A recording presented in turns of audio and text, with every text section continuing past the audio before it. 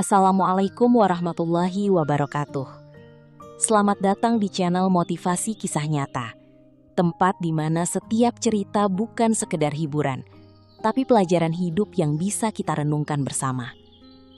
Di sini, kita akan mendengar kisah-kisah penuh perjuangan, pengorbanan, air mata, dan harapan. Cerita dari kehidupan nyata yang mungkin dekat dengan kita, bahkan mungkin pernah kita rasakan sendiri. Semoga setiap kisah yang kami bagikan bisa menguatkan hati, membuka pikiran, dan mengingatkan kita bahwa di balik setiap kesulitan selalu ada jalan dan hikmah yang menunggu untuk ditemukan. Jangan lupa untuk subscribe, like, dan share agar semakin banyak orang yang bisa mendapatkan inspirasi dari cerita-cerita ini. Wassalamualaikum warahmatullahi wabarakatuh. Debu semen menempel di kulitnya sejak pagi, seolah menjadi bagian dari hidup yang tak bisa dilepaskan. Raka berdiri di lantai dasar proyek gedung bertingkat itu, memandang ke atas, ke rangka beton yang menjulang tanpa ampun. Baginya, bangunan itu bukan sekedar proyek, itu adalah harapan yang ditumpuk lapis demi lapis, seperti hidupnya yang terus ia paksa berdiri meski sering retak. Ia menarik napas panjang, bau semen basah dan besi berkarat memenuhi dadanya. Hari ini harus kuat lagi, Rak, gumamnya pelan, seolah berbicara pada dirinya sendiri. Tangannya yang kasar mengangkat adukan semen ke dalam ember. Gerakannya sudah seperti mesin, berulang tapi tak pernah benar-benar ringan. Di sela suara dentingan besi dan teriakan para pekerja, pikirannya melayang ke rumah kecilnya. Ia teringat Sari yang tadi pagi hanya tersenyum meski tahu beras di dapur tinggal sedikit. "Hati-hati di atas ya," kata Sari sebelum ia berangkat. Senyum itu sederhana, tapi cukup untuk membuat langkah Raka tetap berjalan. "Rak, jangan bengong, angkat itu cepat!"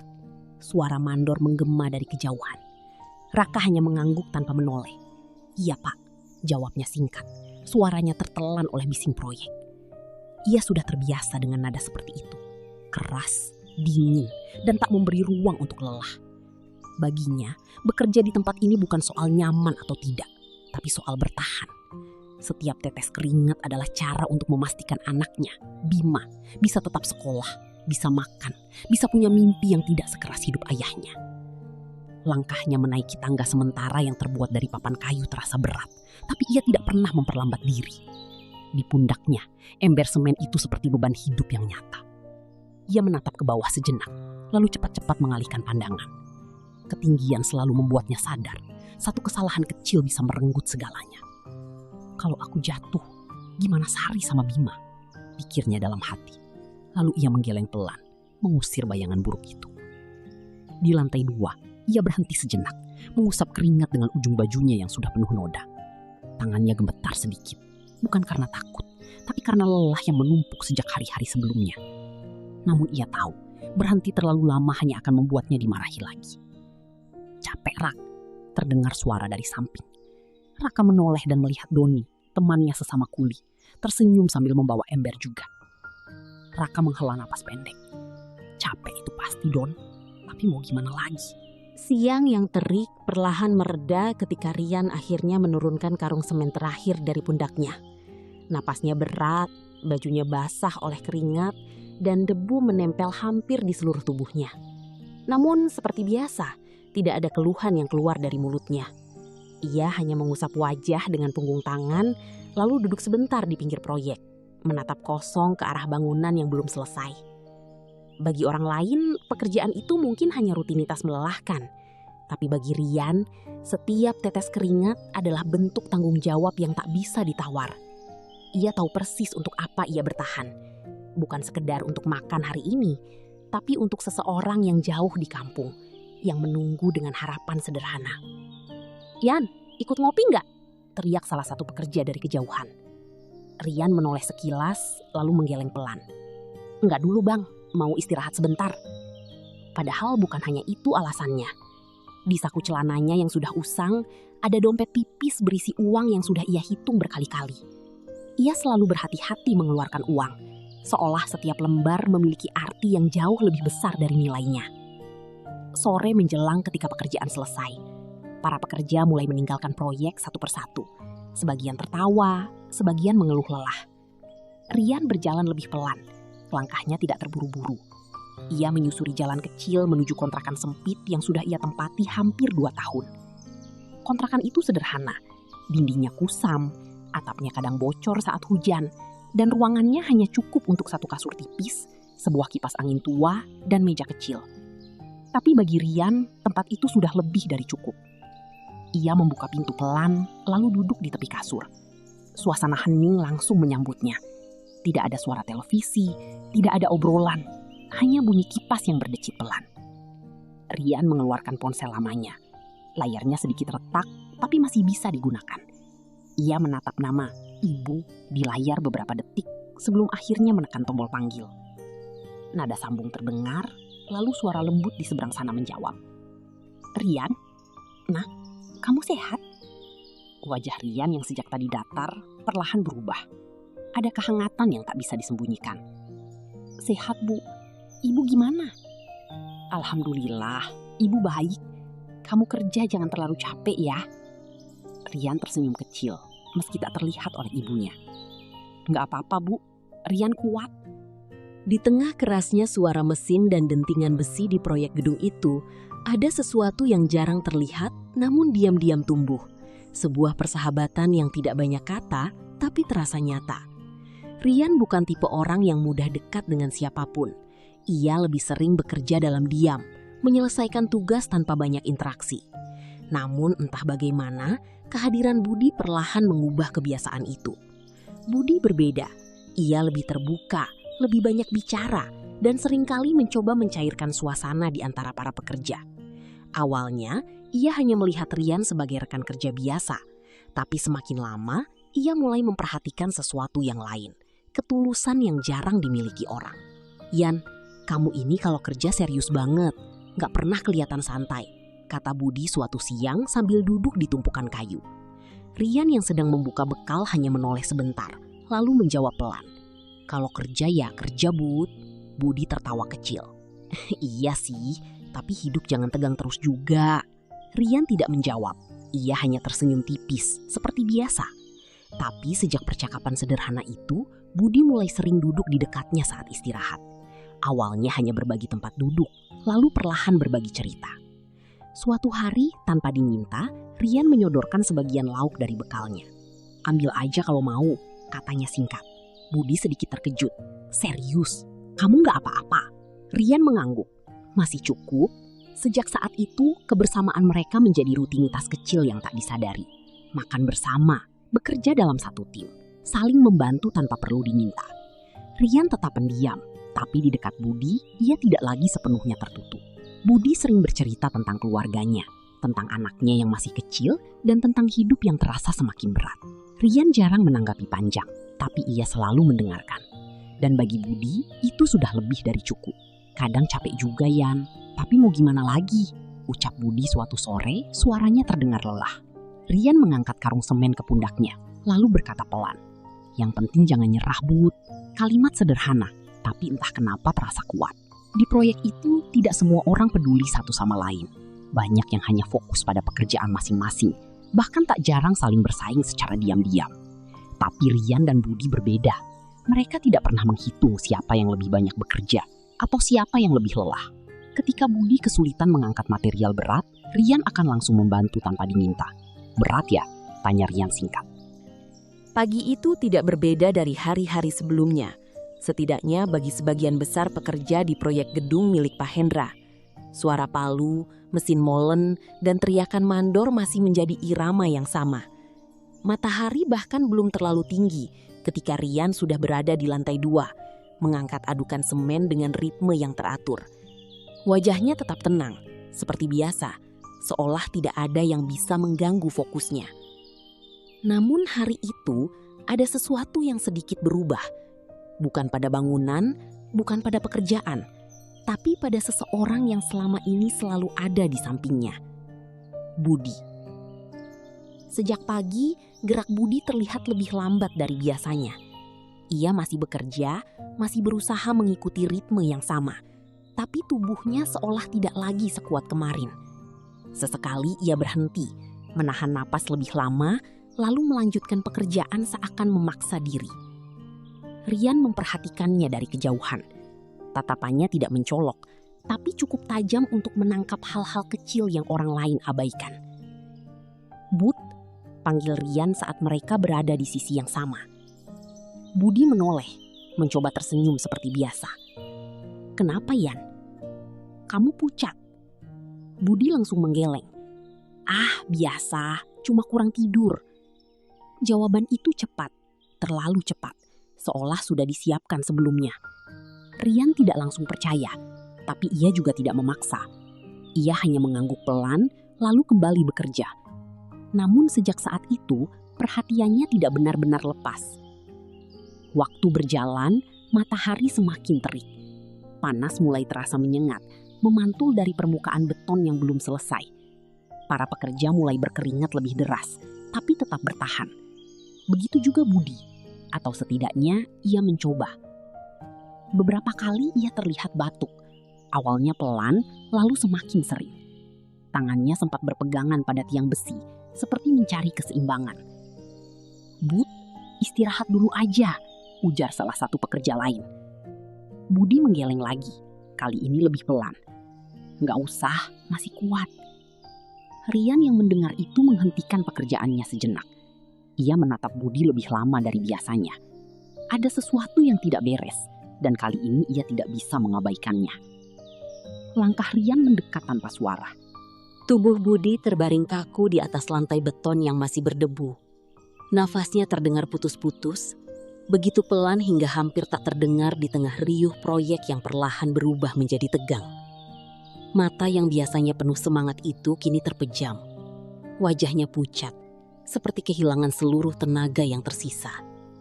Rian masih berlutut di sampingnya. Tangannya sedikit gemetar saat mencoba menepuk pipi Budi dengan pelan. "Bud, dengar aku?" Suaranya rendah, tapi ada getaran yang tak biasa. Ini bukan Rian yang biasanya, yang diam, yang tenang. Ada sesuatu yang mulai retak di dalam dirinya. Tidak ada jawaban. Beberapa pekerja berdiri mengelilingi mereka. Sebagian hanya saling pandang, bingung harus berbuat apa. Yang lain mulai berbisik pelan, seperti takut ikut terlibat terlalu jauh. "Paling juga cuma kecapekan," ujar seseorang dari belakang. "Tunggu saja sadar," sahut yang lain. Kalimat-kalimat itu terdengar ringan, tapi bagi Rian, setiap detik terasa semakin berat. Ia menunduk, mendekatkan telinganya ke arah wajah Budi, mencoba memastikan napas itu masih ada. Sangat lemah. "Ini bukan cuma capek," gumam Rian, hampir tak terdengar. Mandor Surya berdiri tidak jauh dari situ. Tangannya bersedekap, wajahnya tegas seperti biasa. Ia melihat situasi itu lebih sebagai gangguan pekerjaan daripada keadaan darurat. "Angkat saja ke bawah, nanti juga sadar sendiri," katanya singkat. Rian mengangkat kepala, menatap mandor itu. Ada sesuatu di matanya yang jarang terlihat. Perlawanan yang sunyi tapi jelas. "Pak, napasnya lemah," kata Rian pelan, mencoba tetap tenang. Mandor Surya menghela napas panjang, terlihat tidak sabar. "Rian, jangan lebay. Kita lagi kejar target. Jangan bikin panik suasana." Kata-kata itu seperti menampar, tapi Rian tidak membalas. Ia kembali melihat Budi, yang kini terlihat semakin tak berdaya. Bibirnya mulai kering, dan dadanya naik turun dengan ritme yang tidak normal. Angin di lantai atas itu terasa lebih dingin dari biasanya, membawa rasa tidak nyaman yang sulit dijelaskan. Waktu seperti melambat, tapi kondisi Budi justru semakin memburuk. Tiba-tiba, tubuh Budi bergerak sedikit. Bukan karena sadar, tapi seperti kejang kecil yang tak terkendali. Pagi itu, suara besi beradu dengan beton memantul di antara rangka-rangka bangunan yang menjulang setengah jadi. Debu tipis beterbangan, menempel di kulit para pekerja yang sudah terbiasa dengan kerasnya kehidupan. Di tengah hiruk-pikuk itu, ada satu sosok yang bergerak tanpa banyak bicara. Rian. Usianya 27 tahun. Tubuhnya tidak terlalu besar, tapi terlihat kuat dan terlatih. Wajahnya sederhana, dengan tatapan yang cenderung menunduk, seolah tak ingin menarik perhatian siapapun. Bagi sebagian orang di proyek itu, Rian hanyalah kuli bangunan biasa. Tapi bagi yang benar-benar mengenalnya, Dia adalah seseorang yang berbeda. Jujur, tenang, dan hampir tidak pernah mengeluh. Rian datang lebih awal dari yang lain. Saat langit masih berwarna abu-abu kebiruan, dia sudah berdiri di sudut proyek, mengenakan helm keselamatan yang sedikit kusam. Tangannya cekatan menyiapkan peralatan kerja, tanpa menunggu perintah. "Yan, pagi-pagi amat, nggak capek?" sapa seorang pekerja lain sambil menguap. Rian hanya tersenyum tipis. "Kalau datang cepat, kerjaan juga cepat selesai, Bang." Jawabannya sederhana, tapi itulah Rian. Tidak banyak kata, tidak banyak alasan. Dia lebih memilih bekerja daripada berbicara panjang lebar. Proyek gedung itu milik Pak Hendra, seorang pengusaha yang dikenal tegas dan disiplin. Gedung bertingkat itu direncanakan menjadi pusat perkantoran mewah di kota. Bagi para pekerja seperti Rian, proyek itu bukan sekadar bangunan. Itu adalah sumber penghidupan, tempat mereka menggantungkan harapan. Setiap hari Rian mengangkat semen, memindahkan bata, mencampur pasir dengan air, dan melakukan apapun yang diperintahkan. Tidak pernah sekalipun dia terlihat membantah. "Yan, tolong angkut material ke lantai 2, teriak mandor dari kejauhan. "Iya, Pak," jawab Rian singkat, langsung bergerak tanpa menunda. Langkahnya cepat tapi tetap hati-hati. Keringat mulai mengalir di pelipisnya, namun dia tidak peduli. Baginya lelah adalah bagian dari hidup yang harus diterima, bukan sesuatu yang perlu dikeluhkan. Di sela waktu istirahat, saat para pekerja lain bercanda atau bermain ponsel, Rian lebih sering duduk sendiri. Bukan karena dia sombong, tapi karena dia terbiasa dengan kesunyian. Kadang ada yang mencoba mengajaknya berbicara. "Yan, kamu ini pendiam banget, nggak bosen?" tanya seorang pekerja. Sore itu, suasana proyek terasa berbeda dari biasanya. Bukan karena pekerjaan selesai lebih cepat atau karena cuaca berubah, tapi karena satu kejadian yang sejak pagi menjadi bahan bisik-bisik para pekerja. Rian yang membawa Budi keluar tanpa izin sudah menjadi cerita yang beredar dari satu sudut ke sudut lain. Tidak ada yang benar-benar berani membahasnya terang-terangan, tapi semua tahu itu bukan hal kecil. Ketika Rian akhirnya kembali ke proyek setelah memastikan Budi mendapatkan penanganan di klinik, langkahnya terasa lebih berat. Bajunya masih sama, kotor oleh debu dan keringat. Tapi kini ada tambahan lain yang tak terlihat. Konsekuensi. Ia melewati gerbang proyek dengan tenang, meski beberapa pasang mata langsung tertuju padanya. Ada yang menatap penasaran, ada yang terlihat khawatir, dan ada juga yang memilih mengalihkan pandangan. "Yan, kamu balik juga?" bisik salah satu pekerja pelan. Rian hanya mengangguk singkat. "Iya." Belum sempat ia melangkah lebih jauh, suara yang sudah ia duga sejak awal akhirnya terdengar. "Rian!" Suara itu keras, tegas, dan penuh tekanan. Mandor Surya berdiri tidak jauh darinya, dengan wajah yang jelas menunjukkan kemarahan yang ditahan sejak tadi. Rian berhenti. Ia menarik napas pelan sebelum akhirnya mendekat.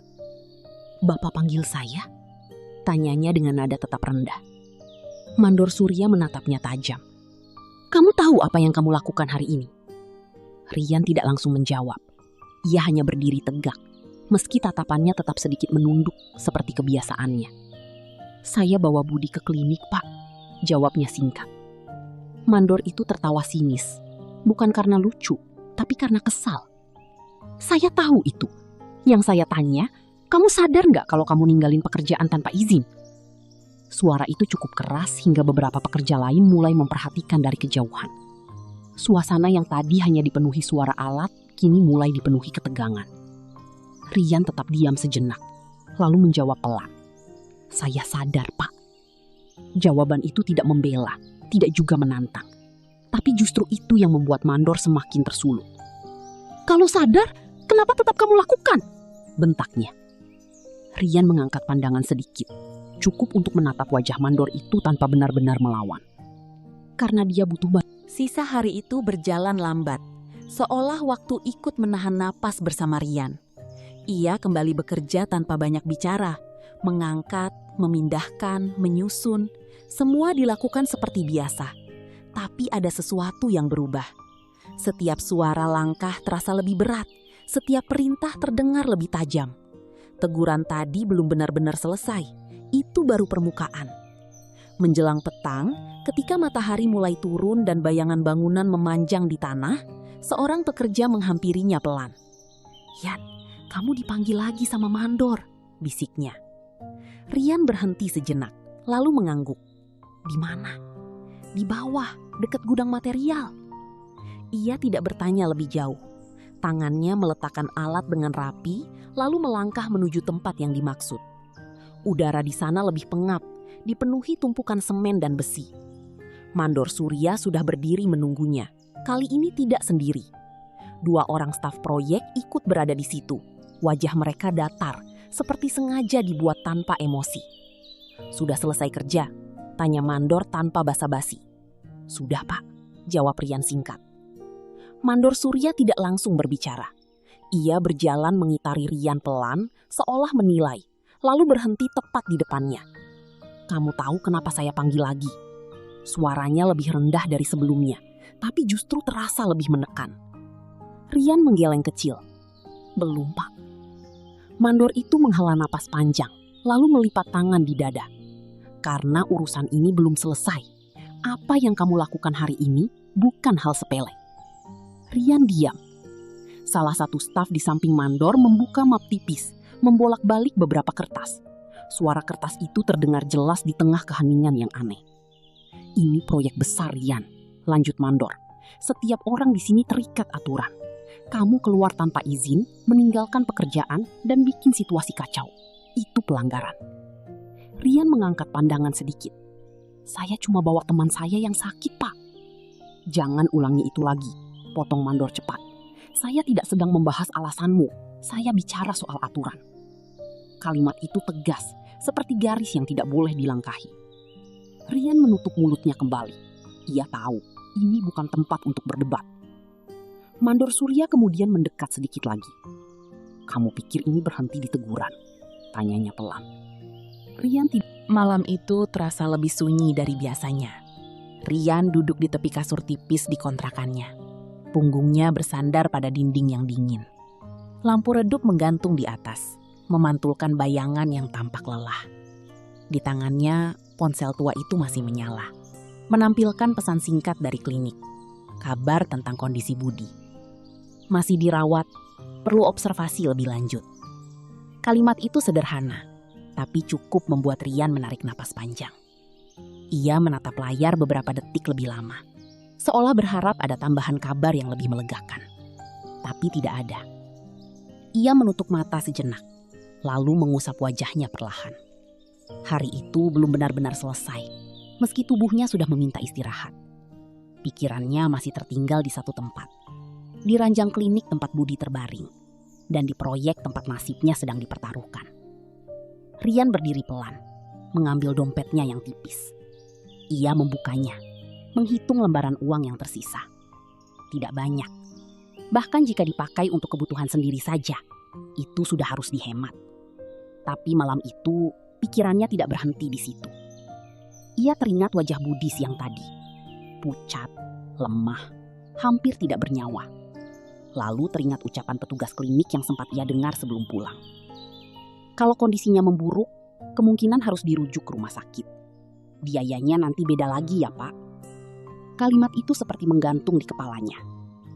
Rian menutup dompetnya perlahan. Ada jeda panjang sebelum ia akhirnya mengambil keputusan. Sebuah keputusan yang bahkan tidak ia ucapkan dengan kata-kata. Beberapa saat kemudian, ia sudah berjalan keluar dari kontrakan. Langkahnya tidak ragu, meski arah yang ia tuju jelas bukan untuk dirinya sendiri. Klinik itu tidak terlalu jauh, tapi cukup untuk membuat keringat kembali muncul di dahinya. Malam sudah semakin larut. Jalanan mulai sepi. Lampu-lampu jalan menjadi satu-satunya penerangan. Saat ia sampai, suasana di dalam klinik terasa tenang, hampir sunyi. Seorang petugas jaga menoleh saat melihatnya masuk. "Mas, yang tadi siang ya?" tanya petugas itu. Rian mengangguk. "Iya, teman saya, Budi." Petugas itu membuka catatan sebentar. Masih di dalam, kondisinya belum stabil. Rian menghela napas pelan. "Saya boleh lihat?" Petugas itu mengangguk, lalu memberi isyarat ke arah ruangan. Pagi itu datang terlalu cepat bagi Rian.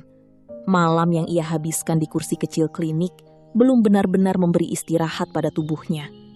Matanya terasa berat, tapi ia tetap bangkit sebelum matahari sepenuhnya terbit. Ia menatap Budi untuk terakhir kalinya sebelum pergi. Napasnya masih dibantu alat, tapi setidaknya lebih stabil. "Bud, aku ke proyek dulu," ucapnya pelan, hampir seperti janji. "Nanti aku balik lagi." Tidak ada jawaban, hanya bunyi alat yang teratur. Namun Rian tetap berdiri beberapa detik, seolah memastikan bahwa temannya benar-benar baik-baik saja sebelum ia melangkah pergi. Udara pagi terasa dingin ketika ia keluar dari klinik. Jalanan masih lengang, hanya beberapa kendaraan yang lewat. Langkahnya pelan, bukan karena ragu, tapi karena ia tahu kemana arah hari itu akan membawanya. Proyek gedung itu terlihat sama dari kejauhan, tinggi, kokoh, dan penuh aktivitas. Tapi di mata Rian, semuanya terasa berbeda. Bangunan itu bukan lagi sekedar tempat kerja. Kini, itu adalah tempat di mana keputusan akan dijatuhkan. Saat ia melewati gerbang, penjaga proyek menatapnya sejenak. "Masuk lagi, Yan?" tanyanya singkat. Rian mengangguk. "Iya." Penjaga itu tidak banyak bicara, hanya memberi jalan. Tapi tatapannya menyiratkan sesuatu, antara penasaran dan khawatir. Begitu masuk, suasana proyek sudah ramai. Para pekerja sibuk dengan tugas masing-masing. Suara mesin dan teriakan perintah kembali mengisi udara. Namun kehadiran Rian tidak lagi luput dari perhatian. Beberapa kepala menoleh. "Itu Rian ya?" "Iya, yang kemarin." Bisik-bisik itu terdengar samar, tapi cukup jelas untuk ditangkap. Rian tidak menanggapi. Ia tetap berjalan menuju tempat biasanya ia bekerja, mengambil helmnya, dan mulai bersiap seperti tidak terjadi apa-apa. Seorang rekan kerja mendekat pelan. "Yan, kamu jadi datang juga?" Rian menoleh sedikit. "Iya." "Kamu gak takut dipanggil?" Rian terdiam sejenak sebelum menjawab. "Takut, tapi tetap harus datang." Jawaban itu sederhana, tapi jujur. Ia mulai bekerja, mengangkat materi. Langkah Rian berhenti tepat di depan pintu ruangan sementara yang dijadikan kantor proyek. Pintu itu tidak besar, hanya papan dengan kaca buram di bagian atas, tapi entah kenapa terasa seperti batas antara dua dunia. Yang satu penuh rutinitas kerja, yang lain penuh keputusan yang bisa mengubah segalanya. Mandor Surya berdiri di sampingnya, mengetuk pintu 2 kali tanpa menunggu lama. "Masuk," terdengar suara dari dalam, tenang, berat, dan tegas. Mandor membuka pintu, lalu menoleh ke Rian. "Masuk." Rian mengangguk kecil, lalu melangkah masuk. Udara di dalam ruangan itu terasa berbeda, lebih dingin, lebih rapi, jauh dari debu dan kebisingan proyek. Di dalam, seorang pria duduk di balik meja kayu, mengenakan kemeja rapi. Tatapannya langsung terarah ke Rian begitu ia masuk. "Pak Hendra." Rian berdiri beberapa langkah dari meja. Tangannya di samping, punggungnya tegak meski ada beban yang tak terlihat. "Ini orangnya, Pak," kata Mandor Surya singkat. Pak Hendra tidak langsung menjawab. Ia hanya menatap Rian beberapa detik, seperti mencoba membaca sesuatu di balik wajah yang tenang itu. "Kamu Rian?" tanyanya akhirnya. "Iya, Pak," jawab Rian pelan. "Sudah tahu kenapa dipanggil ke sini?" Rian menarik napas singkat. "Karena saya meninggalkan pekerjaan tanpa izin, Pak." Jawaban itu langsung, tanpa berputar. Pak Hendra mengangguk kecil, seolah mengapresiasi kejujuran itu. Tapi wajahnya tetap datar. "Dan?" tanyanya lagi. Rian terdiam sejenak. "Saya bawa teman saya ke klinik karena dia pingsan." Mandor Surya yang berdiri di samping langsung menyela.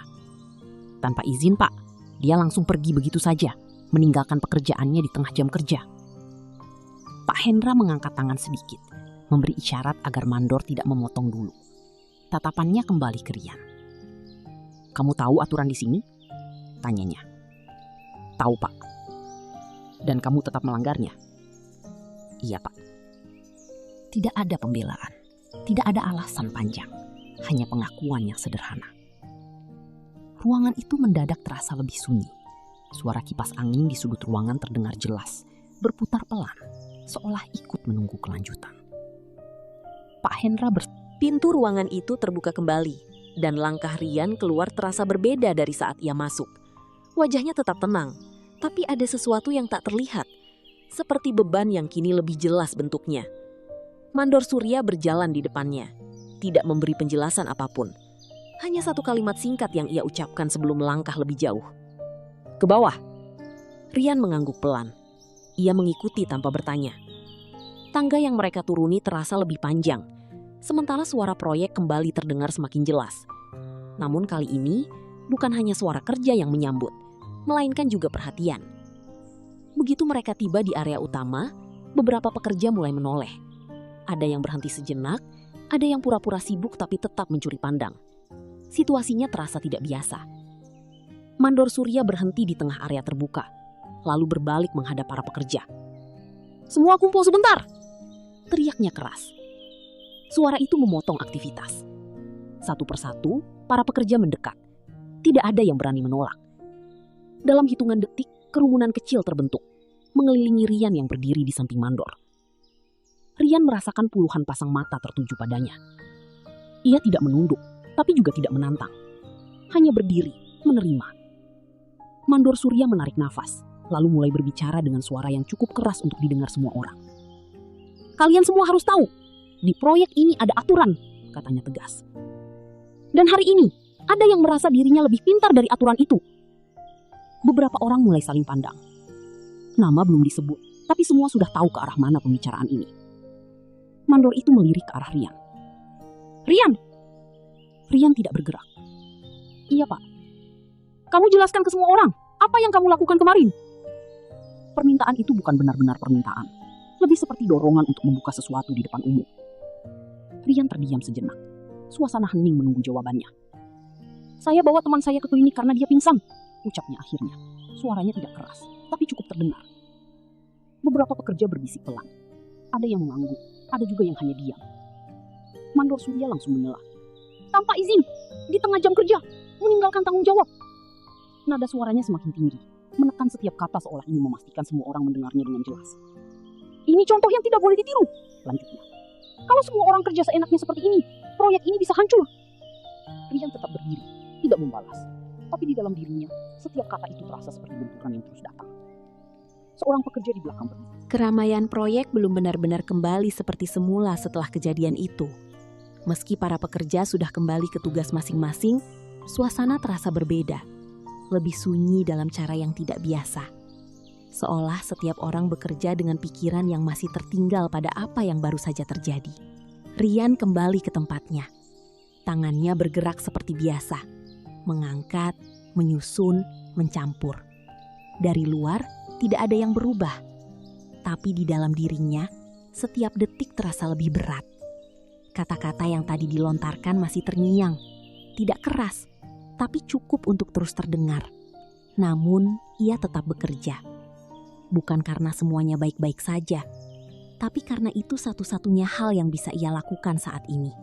Beberapa pekerja sesekali melirik ke arahnya. Ada yang ingin bicara, tapi urung. Ada yang sekedar menghela napas, lalu kembali fokus. Tidak ada yang benar-benar mendekat. Waktu berjalan perlahan, hingga akhirnya suara langkah mendekat kembali terdengar. Kali ini bukan sekedar lewat. "Rian." Suara itu lebih tenang dari sebelumnya, tapi justru terasa lebih pasti. Rian berhenti. Ia menoleh perlahan. Mandor Surya berdiri tidak jauh darinya, ditemani salah satu staf yang tadi pagi ada di ruangan kantor. Wajah mereka tidak menunjukkan emosi yang jelas. "Ikut saya," kata Mandor singkat.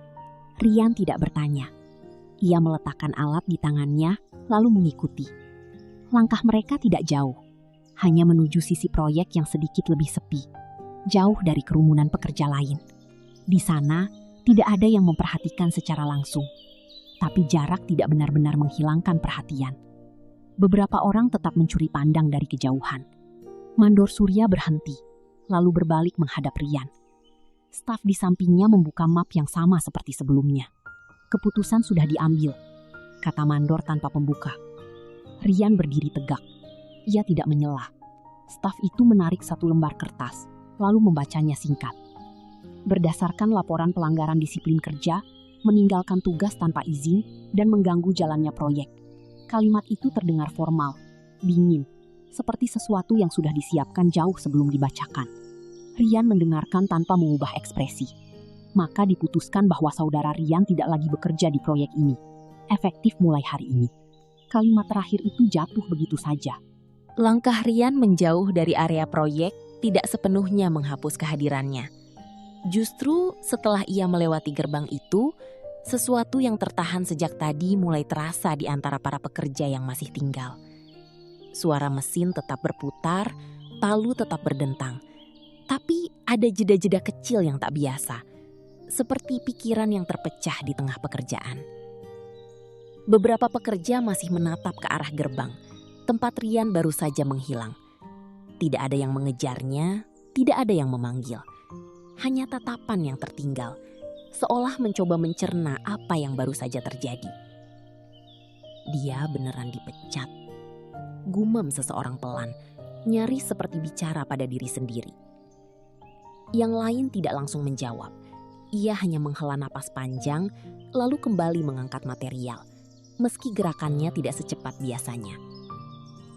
Di sudut lain, dua pekerja berdiri lebih lama dari yang seharusnya saat istirahat belum tiba. Padahal dia nggak salah sepenuhnya, bisik salah satu dari mereka. Pelan-pelan ngomongnya, sahut yang lain cepat. Matanya melirik ke arah Mandor. Kamu mau ikut-ikut kena juga? Kalimat itu langsung membuat suasana kembali kaku. Yang tadi ingin bicara lebih banyak, akhirnya memilih diam. Di dekat tangga, seorang pekerja yang sejak tadi memperhatikan kejadian itu duduk perlahan. Ia mengusap wajahnya, lalu berkata pelan. Kalau aku di posisi dia, belum tentu berani. Berani apa nekat? Jawab temannya singkat. Pekerja itu terdiam. Pertanyaan itu menggantung tanpa jawaban yang jelas. Di sisi lain, ada juga yang memilih bersikap seolah tidak terjadi apa-apa. Mereka bekerja lebih cepat, lebih fokus, seakan ingin menjauh dari segala hal yang bisa menarik perhatian. Sudahlah, urusan dia, ujar seseorang sambil mengangkat besi. Kita kerja saja, nanti malah kita yang kena. Nada suaranya terdengar datar, tapi ada ketegangan yang disembunyikan. Bukan karena tidak peduli, tapi karena takut. Namun tidak semua bisa bersikap seperti itu. Budi, yang biasanya menjadi bagian dari keramaian kecil di antara mereka, kini tidak ada. Dan Rian, yang selama ini diam tapi selalu. Langkah Rian di luar gerbang proyek terasa hampa. Seolah dunia yang tadi begitu bising, tiba-tiba kehilangan suara. Jalanan di depannya terbentang sama seperti biasanya. Debu, kendaraan lewat, orang-orang yang sibuk dengan urusan masing-masing. Tapi bagi Rian, semuanya terasa jauh. Ia berjalan tanpa arah yang benar-benar jelas, hanya mengikuti langkah yang terus bergerak. Di tangannya masih ada kertas itu, surat pemecatan yang bahkan belum ia baca ulang. Kertas tipis yang nilainya lebih berat dari apapun yang pernah ia angkat di proyek. Ia menggenggamnya lebih erat, lalu perlahan memasukkannya ke dalam tas kecilnya, seolah mencoba menyembunyikan kenyataan itu dari dirinya sendiri. Langkahnya berhenti di pinggir jalan. Ia menatap kendaraan yang lalu lalang, tapi pikirannya tidak ada di sana. Untuk pertama kalinya, setelah semua yang terjadi, ia tidak tahu harus kemana. Sekarang, aku kerja apa? Gumamnya pelan, hampir tak terdengar. Pertanyaan itu tidak membutuhkan jawaban cepat, tapi justru itu yang membuatnya terasa lebih berat. Ia akhirnya berjalan menuju kontrakan. Pintu yang biasa ia buka dengan rasa lelah, kini terasa berbeda.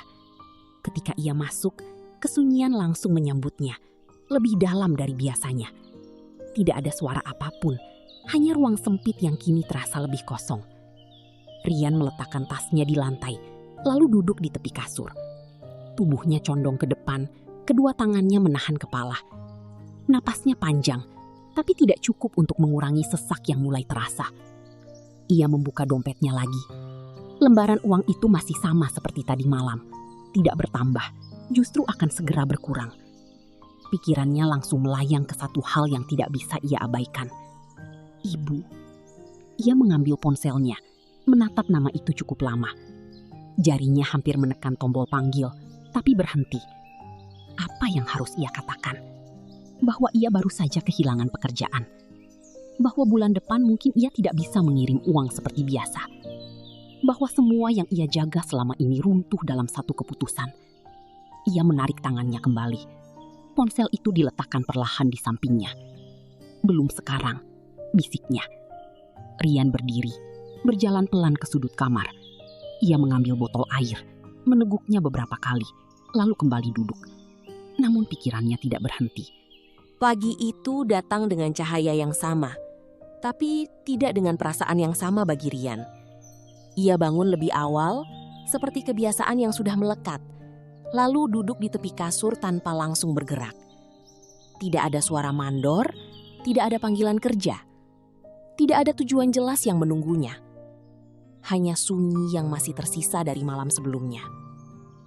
Ia menatap ponselnya beberapa detik sebelum akhirnya mengambilnya.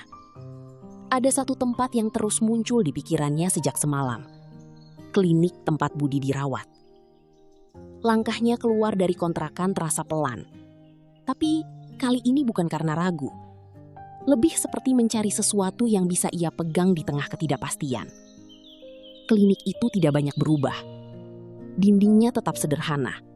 Suasananya masih tenang. Rian masuk dengan langkah hati-hati. Matanya langsung mencari meja petugas. "Mas, yang kemarin ya?" sapa petugas yang sama. Rian mengangguk. "Iya, teman saya, Budi. Gimana sekarang, Mbak?" Petugas itu tersenyum kecil. "Sudah lebih baik. Tadi malam sempat turun kondisinya, tapi sekarang stabil." Rian menarik napas panjang. Kali ini lebih dalam dari sebelumnya. Ada beban yang sedikit terangkat. "Boleh saya lihat?" tanyanya. "Boleh." Rian melangkah masuk ke ruangan. Budi masih terbaring di tempat yang sama, tapi wajahnya tidak sepucat kemarin. Napasnya lebih teratur, dan untuk pertama kalinya ada tanda kehidupan yang lebih jelas. Rian berdiri di samping ranjang, menatapnya beberapa saat. "Bud," ucapnya pelan. Kelopak mata Budi bergerak sedikit. Perlahan, ia membuka mata, meski masih tampak lemah. "Yan," suaranya lirih, hampir tidak terdengar. Rian sedikit mencondongkan tubuhnya. "Iya, Bud, kamu sudah sadar." Budi mencoba tersenyum, tapi wajahnya masih kaku. "Aku di mana?" "Di klinik, kamu pingsan kemarin." Budi mengingat perlahan. Lalu matanya melebar sedikit. "Proyek?" Rian menggeleng pelan. "Nggak usah dipikirin dulu." Budi terdiam sejenak, lalu berkata dengan suara yang masih lemah. "Kamu yang bawa..." Siang itu, kabar yang awalnya hanya berputar di dalam ruangan klinik perlahan keluar, menyusup ke percakapan-percakapan kecil para pekerja yang datang menjenguk. Tidak ada yang benar-benar berniat menyebarkannya. Tapi kalimat sederhana seperti, "Kalau telat sedikit saja bisa bahaya," berpindah dari satu mulut ke mulut lain hingga akhirnya sampai kembali ke proyek. Di tengah kesibukan yang tampak seperti biasa, beberapa pekerja mulai berbicara dengan nada berbeda. "Jadi dia bukan sekadar pingsan biasa," ujar seseorang pelan. "Katanya infeksi paru, sudah parah," jawab yang lain. Kalau nggak dibawa cepat, kalimat itu berhenti, tapi semua mengerti kelanjutannya. Percakapan itu tidak lagi sekadar simpati. Ada sesuatu yang mulai berubah, cara mereka melihat kejadian kemarin. Di sisi lain proyek, Mandor Surya berdiri sambil mengawasi pekerjaan. Wajahnya tetap tegas, tapi pikirannya tidak sepenuhnya di sana. Ia mendengar potongan-potongan percakapan itu. Awalnya ia abaikan. Namun semakin lama, semakin jelas arah cerita yang beredar. "Pak, itu si Budi katanya kemarin hampir parah ya?" tanya salah satu pekerja yang mendekat.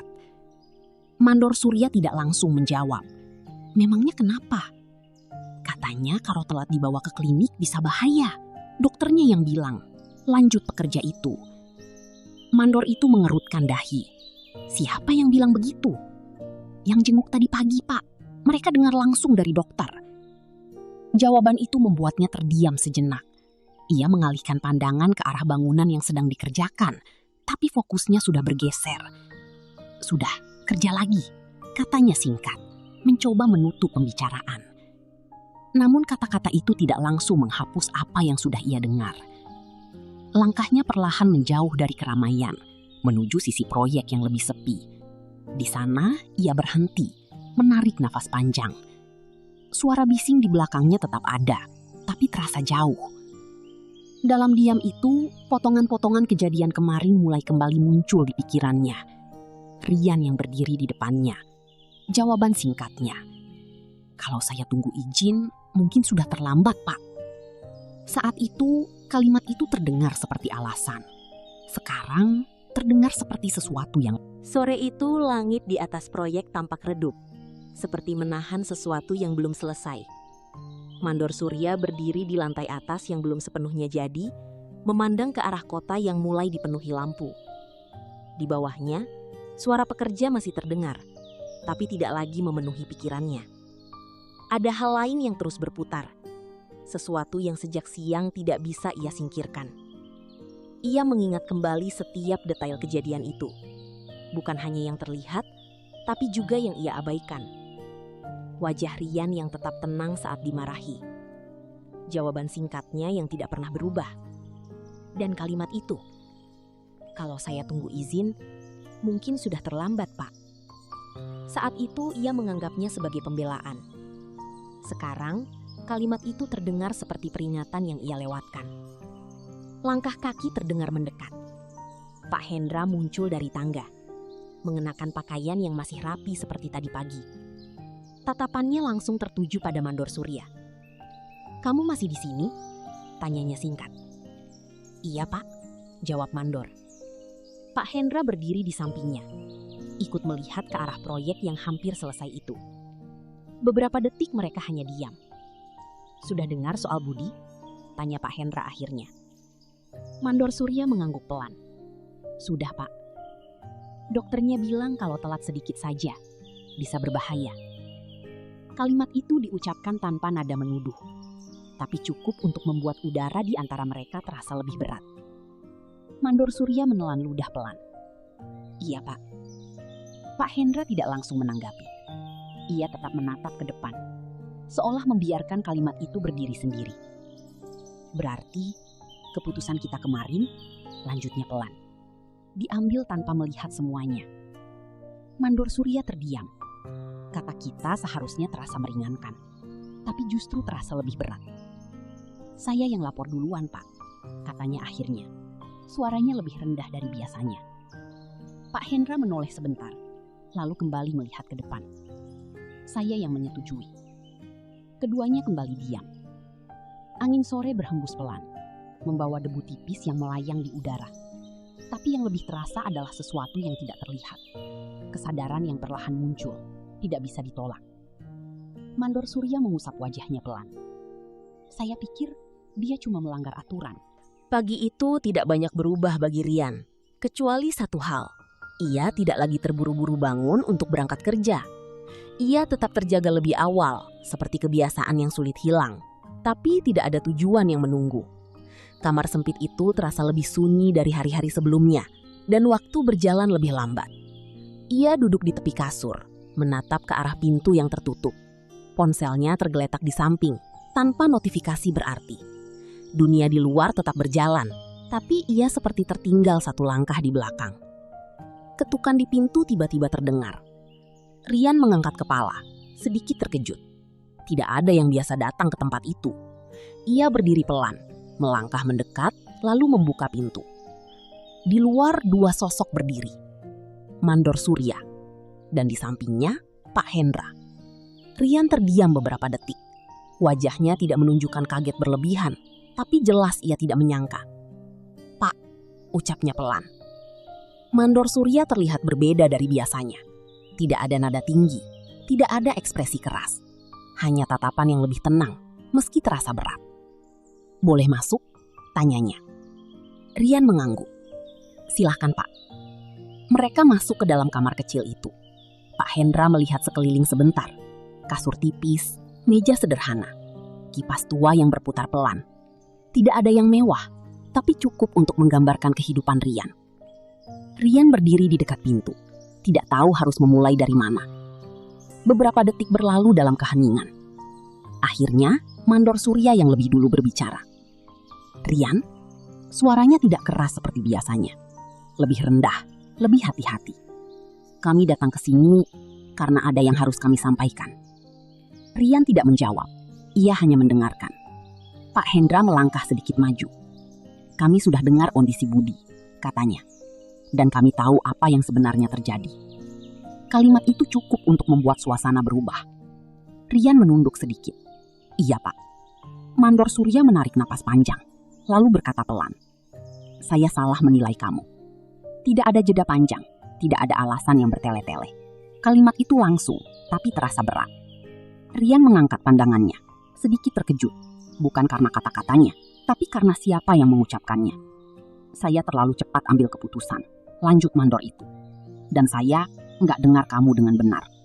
Suasana kembali sunyi, hanya suara. Pagi itu terasa berbeda, bukan karena cuacanya, tapi karena keputusan yang akhirnya diambil Rian setelah semalaman berpikir tanpa benar-benar tidur.